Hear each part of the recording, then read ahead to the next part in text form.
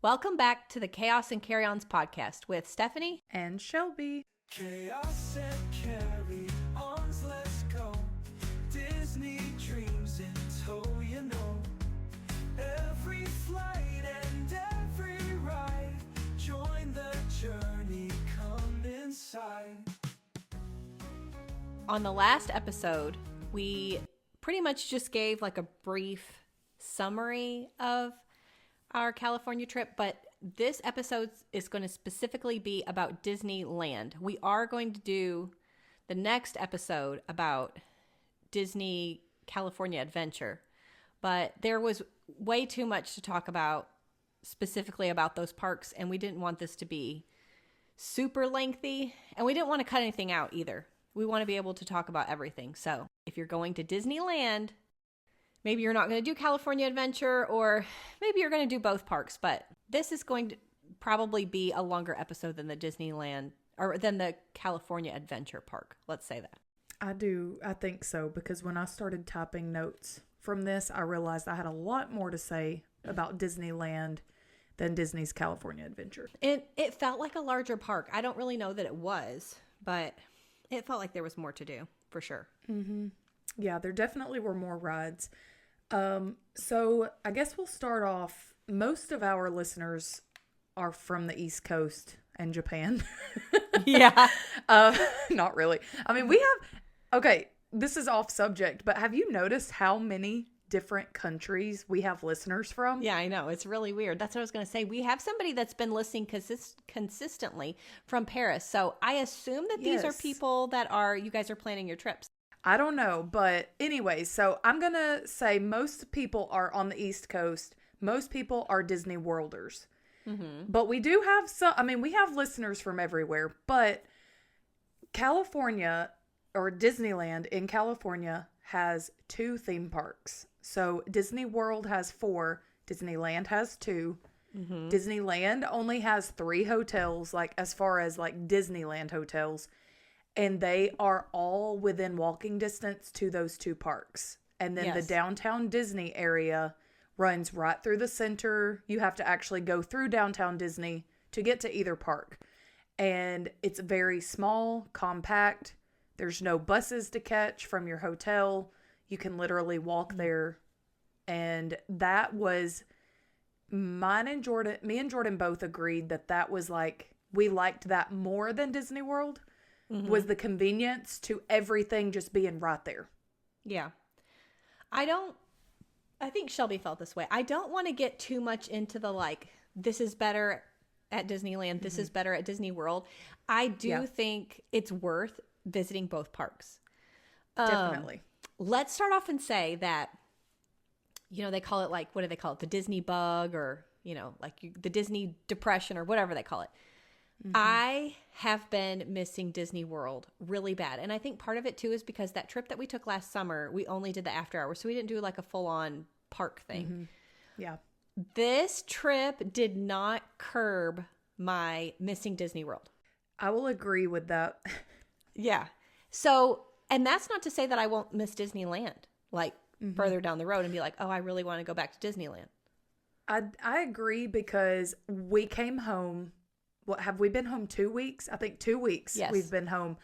And I've already moved up my Disney World trip. I was going to go later in the year, and we've bumped it up a few months. And so that shows me that alone that I miss Disney World too. But I've already been planning my next Disneyland trip in the back of my mind. So I agree. I mean, I think everybody should try both at least once, but you have to go into Disneyland with different expectations if you're used to Disney World. You just have to forget everything that you think you know and start from scratch, and you have a much better experience, in my opinion. I would agree with that. I just wanted to throw that out there because I know that that's probably what some people are expecting.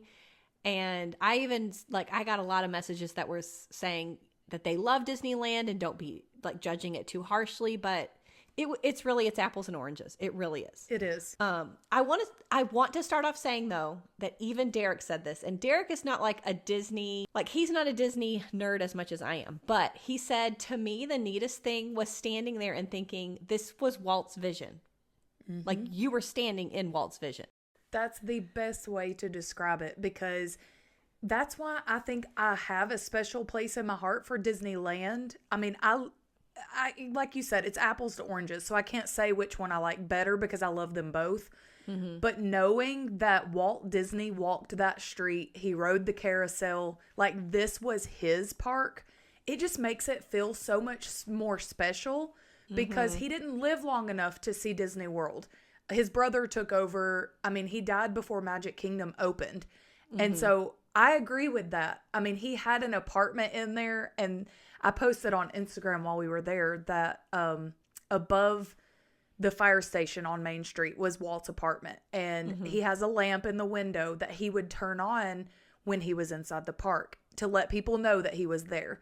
So in his memory, they keep that lamp on all the time. And like looking up at that, I don't know, it just like, it kind of gave me cold chills a little bit, but that's the Disney dork in me coming out. But I don't know. I agree. Like, it's so cool to see his, like what he wanted, because it is so different from Disney World. It is. And that's what Derek was saying, that it was really neat. I will say that the first time, because everybody asks, the first time that we saw the castle, I laughed. And Sophia was saying, where is it? Where is it? We were like, it's right there. And so when we actually like got up and saw it, because she truly did not see it that first time, because we came in from the backside on the monorail. Well, we're going to go over that in a minute. But when we came in and she actually saw it, she said, just think, Walt Disney stood here and thought, this is marvelous. Like, this is amazing. And it is beautiful. It's just, it is. What, maybe half the size of Cinderella's castle in Magic Kingdom? It seems like it's about a third of the size, because that castle was so short. And it's not that it was ugly or it's just like she said, you have to really think that for that time, it really like puts it into perspective. Like for that time, that was an amazing castle. And so we came in down Main Street, USA for the first time. I knew I had been there before, so I knew what to expect. I've seen the castle before, but I got Taylor's reaction on video, and she was also like Sophia. Before I started recording, she was like squinting. Where's the castle? I'm like, it's right there. You're looking at it. That's it. She's like, that little thing? But Main Street, USA itself is identical to Magic Kingdom. I mean, their stores are laid out differently, but Main Street itself, you feel like you're in Magic Kingdom. You do. I thought the street for some reason felt wider, but the shops felt shorter. I did feel that. Yeah. I don't know. Is there the marks like the, you know what I'm talking about, like for the buggy things that they have? Are those railings down the middle? Oh, absolutely. And they are different than the ones in Magic Kingdom, because your stroller wheels get stuck down in there and you cannot get them back out. So we avoided that street for that reason. Now, my scooter was fine, but the stroller that Jordan was pushing was not fine. Well, I couldn't remember because we only went up and down Main Street, I think, twice. We always used the monorail. So the ticketing to getting into the parks, I feel like at Magic Kingdom, well, all of the Disney World parks, actually, they have a plethora of the little turnstile things. Yes. Disneyland did not have as many, and their ticketing system getting you into the park was so slow. It's so outdated. They scan it with these phones. They take a picture of you on the first day that you use your ticket. I guess so when you go back and scan it again, they look to make sure it's you using it, which is fine, but it took forever to get into the parks in the morning. It did. It took me 20 minutes one time. It's ridiculous compared to what we're used to. Now, if you live in California and Disneyland is your park, you're probably used to that. And I mean, we went during some spring breaks had that week. I don't feel like we had a spring break crowd at all compared to the week we came home when we were seeing Instagram and TikToks of how crowded it was. I don't feel like we had spring break crowds. It was not that crowded. but it took forever to get into the park. I did not like that at all. Let's also say that the way to avoid that is to take the monorail that is downtown, basically right outside of the Disneyland Hotel. If you get on that monorail, you scan into the park right then. The downside is you have to fold up your stroller. The monorail is not the same thing. Jordan told me that actually it was an e-ticket attraction ride that they changed into a monorail. And so when we got on that thing for the first time, it kind of goes to the side. You were in the fetal position crying. You kind of go to the side. Well, we had no real, I don't know. We had no idea what we were in for. And so it started well, first of all, it goes very fast. And then it was, like I said, kind of tipping to one side. And Sophie was saying, get me off, get me off, get me off. But it was so startling. I'm going to use that word because it's completely different from. Y'all are so dramatic. It was not that bad. Also, there's no air conditioning and they just have windows. So I can't imagine when it's actually hot outside. Yeah. Well, you can though raise and lower the windows, unlike the one in Disney World. So I did like that because that one is air conditioned in Disney World, but the windows down, I didn't smell near as much body odor and end of the theme park feet smell that you do. And if you know, you know. I mean, anybody that has ridden the Disney World monorail probably knows exactly what I'm talking about. There's a smell. Yes. And it's unavoidable. So I did I liked the window aspect for that side of it. Yeah. But as she said, you can only get on the monorail with a park ticket. So you scan in your ticket at either entry. I mean, you can get in at Downtown Disney or you can get on inside Disneyland Park, which you don't have to scan in because you've scanned in to be inside the park. But you do have to scan in. So the only way you can ride it is to have a park ticket for that day. Right. That took me by surprise because there's many times that we have nothing better to do. So we'll just go ride a monorail loop at, when we're in Florida. We love that. We'll hop off and go check out the Poly or Contemporary, whatever. But there's no doing that at Disneyland. So no. Be warned. There you go. Yeah. If your kids love the monorail, you better do it whenever you're supposed to be going into the park. Yes. The other thing on our list, the next thing, is to talk about Fantasyland. So Fantasyland versus Disney World, if you think about their Fantasyland, was very similar in that was the most crowded that it's going to feel in that park, just like at Magic Kingdom is when you're in Fantasyland. And I don't know why that is. I know.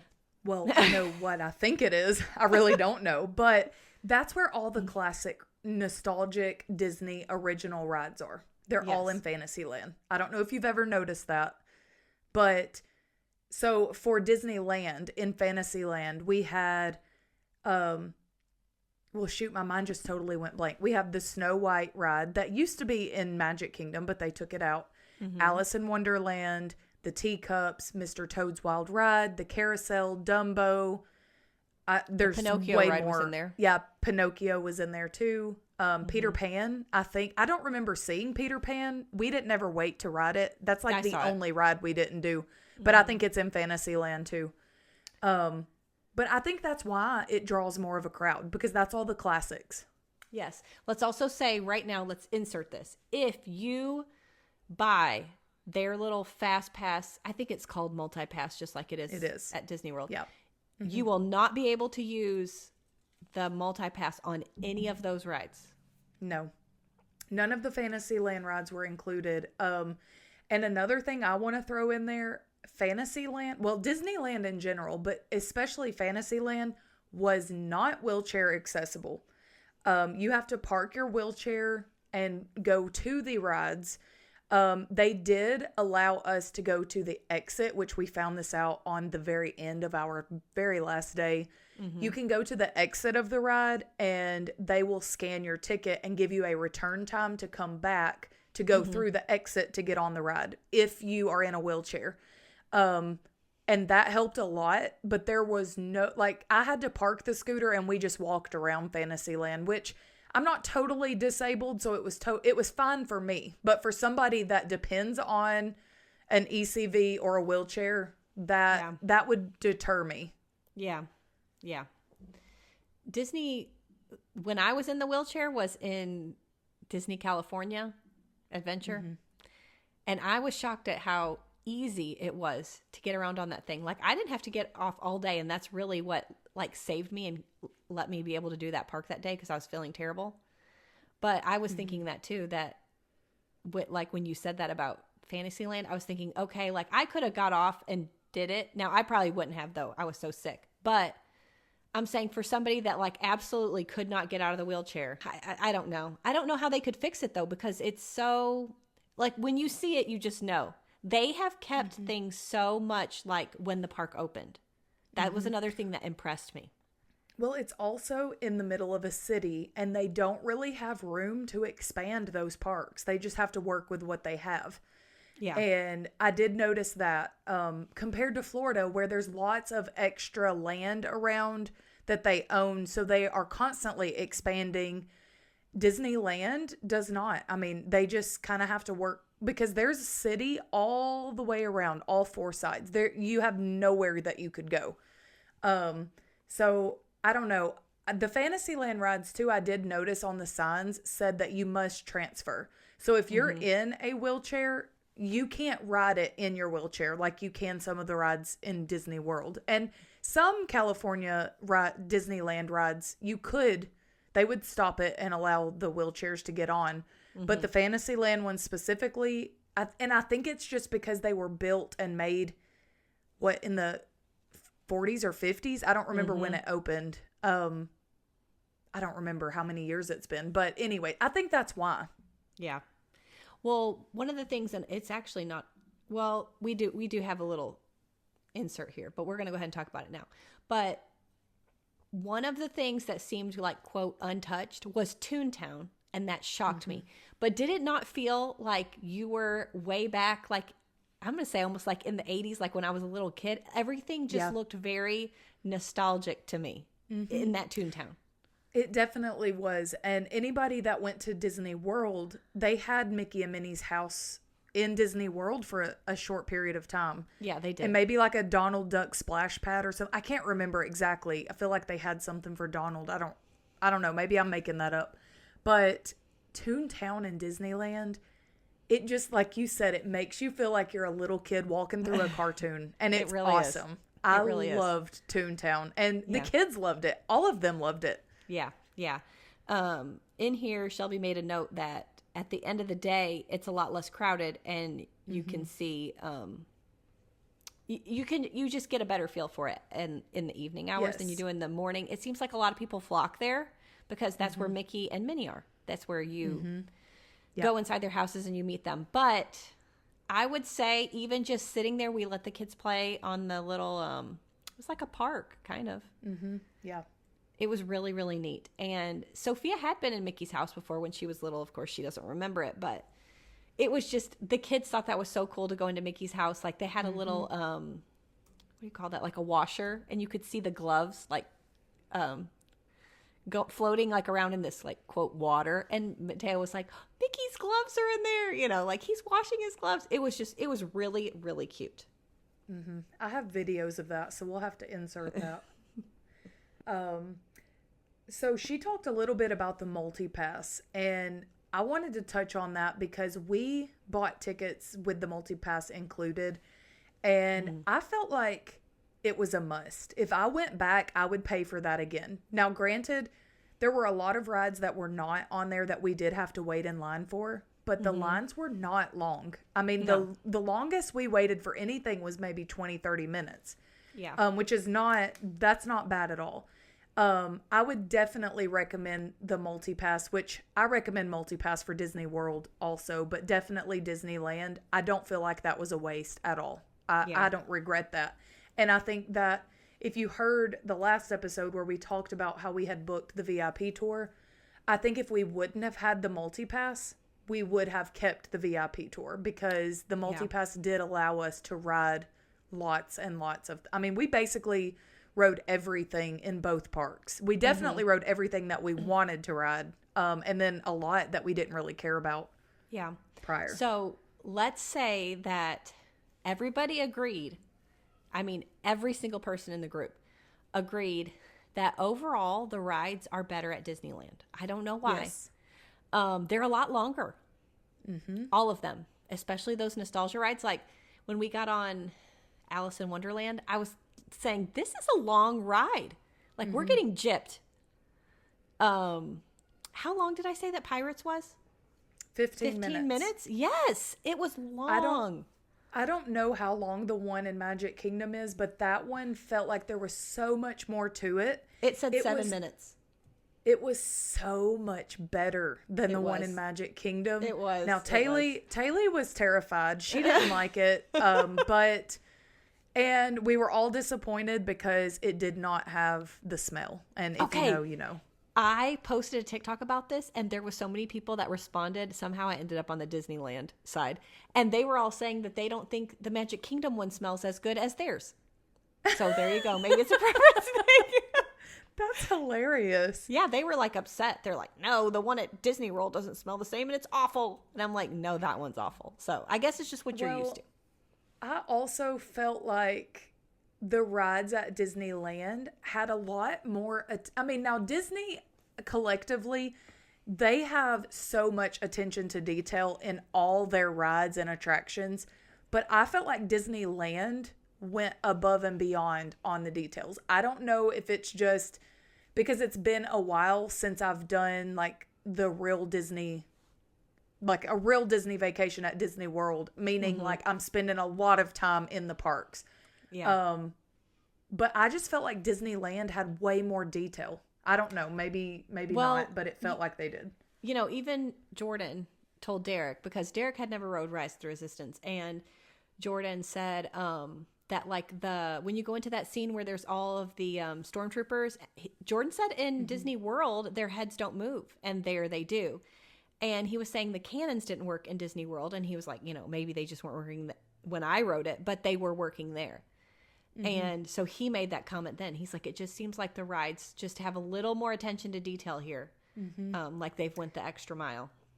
And maybe it's because it's close to Hollywood. Maybe. I don't know that really has anything to do with it. But yeah. So Star Wars Land in Walt Disney World is in Hollywood Studios. And I would compare the Disney California Adventure Park to Hollywood Studios. It very much felt like that. But it was weird to me that Star Wars Land was in Disneyland instead. Like you walk off Main Street, you go through Frontierland, and there's Star Wars. And it felt so weird to me. I guess because it's just so different from Florida. But that was weird. That took me by surprise. I can see that. But I felt like the Star Wars Land felt bigger. I mean, I heard somebody say it's the exact same, but I don't know. It felt wider. I'm going to say that. Felt like there was more area. In Hollywood Studios, it feels very compact. Now, granted, it was raining and there was hardly anybody back there when we were there. What I was about to say. I feel like it was the same. It's just that Hollywood Studios is always packed with people, and that one was really was not at all. No, it wasn't. We were all congregated in those little shops trying to escape the rain. I can't believe we went this long and not talked about the food. And that's one thing that I will say is that I missed was that Main Street Confectionery. I think that's what it's called. I missed that. Yes. The smell of the popcorn and the apples coming from that store. They don't have that. But that's where we did a character breakfast there. And that was the best character interaction. It really was. And I wanted to say, like, before we ever went, when we were in the planning phase, we were looking at you don't hear anybody on YouTube or TikTok, like nobody really talks about any of their sit down meals. And so we were like, okay, either they're horrible and people just don't recommend them, or there's not any, whatever. So we found the Plaza Inn breakfast. we're all breakfast eaters when it comes to Disney. So that's what we chose, was breakfast. But there were 9 characters at that breakfast. I have never done a Disney dinner, breakfast, dinner, lunch, whatever, never, where there's 9 characters in one meal. Yeah, there was a lot, and they were all very I don't want to say random, but they were there was no theme to them. Yeah, there was Chip and Dale, and then there was like Susie the Mouse, and it was just like, I felt like it was all over the place as far as characters went, but they spent a lot of time at your table, and they did. What I liked about this, and I think Jordan said he did too, you weren't depending on the server to fill up your drink. So that is one thing that drives Derek nuts, is when you have a server. And it's like that a lot at Disney because, let's face it, there's like a million people in there with you. And they're having to go back and forth table to table to table. So me and Derek really liked that. So you have no waiter there. It was... No, and... You go up, you get your food, you get your own drink. I thought it was weird because we got there, that was the day that it took you 20 minutes to get into the park. So we were about 20 minutes ahead. And we went in, but you pay at the beginning. And that at first caught me off guard. So we go in, we sit down, it's fine. Like, characters are already coming up to the table. So we weren't in a hurry to go get breakfast. We were waiting on y'all anyways. So when y'all came and sat down, it might have been Derek that was like, you have no drinks or anything? And I was like, no, like, we've been waiting, because he knew we had been there for a while. Yeah. And then that's when we realized that you serve yourself. Nobody told us this. You serve yourself, which is fine. I mean, I liked it better. It was buffet style. It just was weird that I was like, okay, well, that explains why you pay at the beginning, because you're not leaving a tip. Right. So anyways, the food to me there was Chef Mickey level. I'm not a fan of Chef Mickey. We go occasionally, but for the characters. And that's how I felt about Plaza Inn. Would I do it again? Yes, for the characters. Would I do it for the food? No, absolutely not. To me, it was just a mediocre Mickey waffle buffet, which is fine. I mean, it was good. It just wasn't anything to write home about, in my opinion. I thought it was worse than the Chef Mickey's, in my opinion.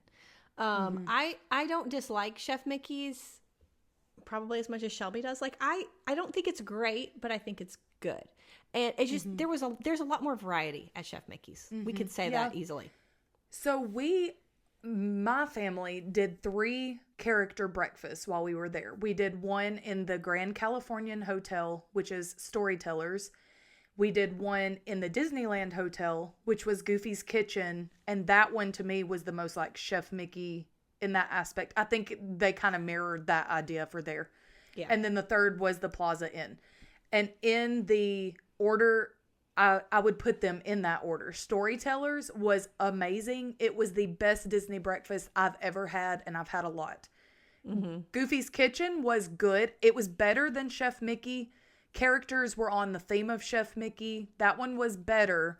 And then the Plaza, I mean, they were all fine. I didn't regret doing any of them, but I would put them in that order. That was my biggest complaint, was that I just felt like there wasn't enough variety for how much you paid for it.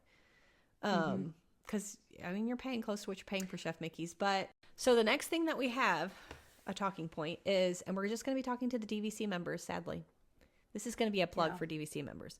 But the lounge that is at Disneyland is amazing. If you are a DVC member, use it.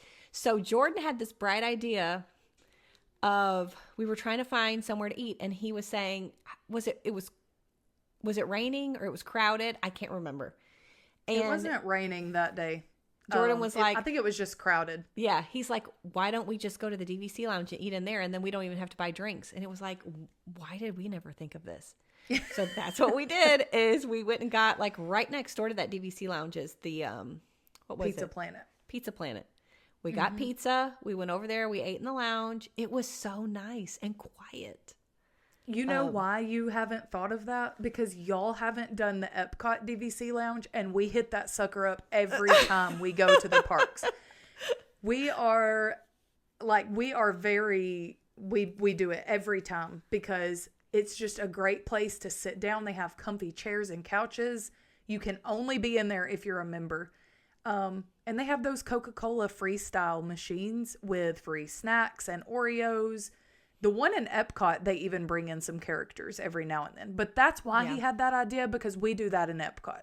Well, it was awesome. We loved it. Let's also say that it seems like there is more overall counter service than there is in Disney World. There's less sit downs, but there's more counter service. So that kind of, what do you call it? Levels it out. But I think that overall the counter service is better there. I would say that. In Disneyland? Yes, the counter service is better in Disneyland. Yes, I agree. One of the other things that Shelby wrote down was that the popcorn buckets do not have a refill and it's full price. And I asked the woman that, and when she told me that, you should have saw like the, that was shocking to us, because we buy the popcorn buckets on the first day of every trip that we do. And the refills are like $1 or $2 for the entire length of your stay. I know. And so Jordan went up to ask for that, because we purposely did not take ours from here. We were going to get like a Disneyland one to bring back home. And he was like, forget that.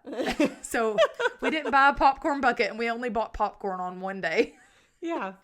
She just kind of gave me a funny look, because I was like, well, how much is it for the refill? Is it free or is it like $1? And she was like, no, you pay every time. And I was like, what? Like, I'm not getting free popcorn. Okay. The neatest thing I'm going to say about Disneyland, and both of my girls said this, was they're like, what is up with the characters just like walking around?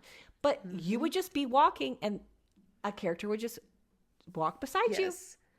So they had so many characters, but now I know you mentioned like Mickey and Minnie are in Toontown, where they have set meet and greets. And maybe they had set ones for some of the princesses. I don't remember that. We didn't do any princess meet and greets. But we were walking through the castle, and there comes Peter Pan, and he's just walking along. And so that was really neat. We kept walking a little further. There's Cinderella's stepsisters. It was so cool. And I think Disney World used to be like that. They're definitely not anymore. But I thought that was really cool too. And Taylor loved it, because she's really in that character stage right now. Yeah. Well, they had like Cruella de Vil was like riding like one of those bus things. You know what I'm talking about? Yeah. And we saw Captain Hook. He was just walking around. And it's funny, you would think like, oh, well, they couldn't do it because everybody would like bombard them. Well, nobody was. No, except us. Taylor was running after them with her little autograph book, like, hey. Yeah, and I saw Alice, and that was cute. So in Toontown too, I don't know if you remember that or not, but Pete was out beside Donald's little playground house situation that they had. Yeah. And that was the like one and only time we've ever seen him for a meet and greet. So Taylor was really excited about that, because he's like a rare character. Yeah, that was really cute. So one thing I did not like, and this is the last talking point that I have for Disneyland itself, is fireworks are not guaranteed every night. They only were scheduled, like sprinkled throughout the week that we were there.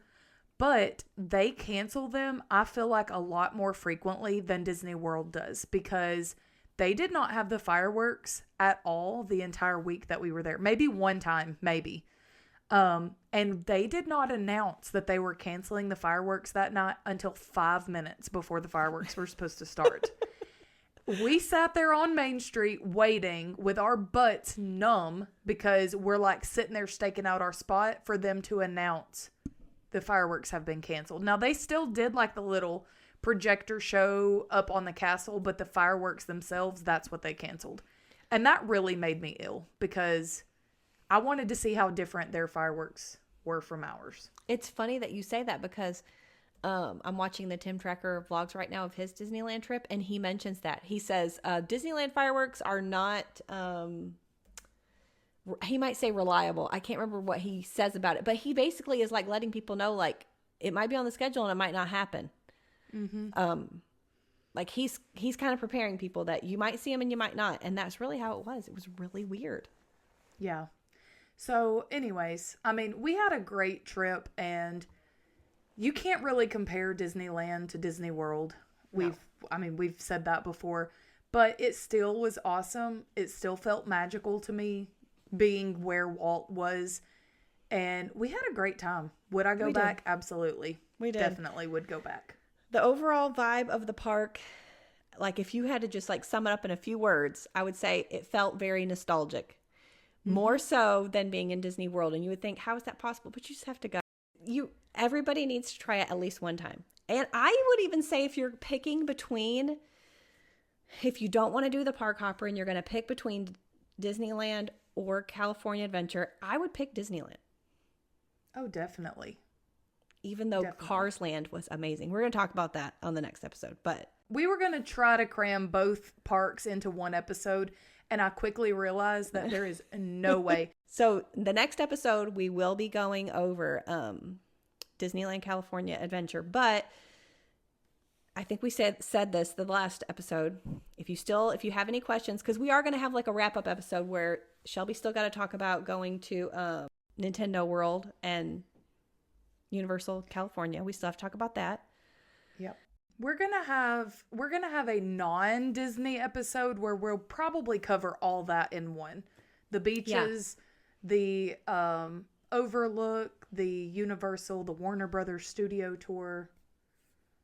I think all that will be probably the last one before, I don't know, that may be the summary episode. I don't know. But we're gonna bring in all the people to tell their highs and lows. Okay, so if you made it this far, thanks for listening, and I hope you have a happy Monday or whatever day you're listening to this. So with that said, may your flights be on time and your luggage never lost, but if it's not, that's where the fun begins. Bye! Bye, thanks for listening.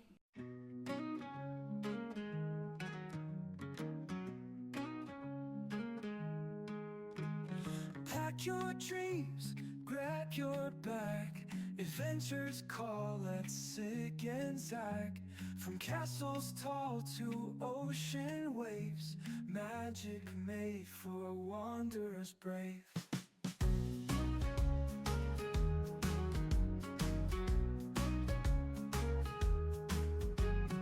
Theme parks light up the night, starry-eyed in sheer delight. Board the ships that sail and see, endless tales and fantasy. Chaos and carry-ons, let's go. Disney dreams in tow, you know. Every flight and every ride, join the journey, come inside.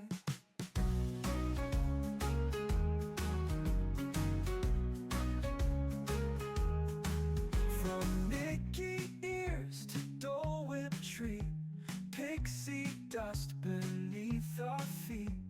Through the lands and sea we roam, feel the wonder, feel at home. From rope drop to the fireworks show, lose yourself in the joyful glow. Cruising waters, feeling free, every twist's a memory. Chaos and carry-ons, let's go. Disney dreams in tow, you know. Every flight and every ride, join the journey, come inside.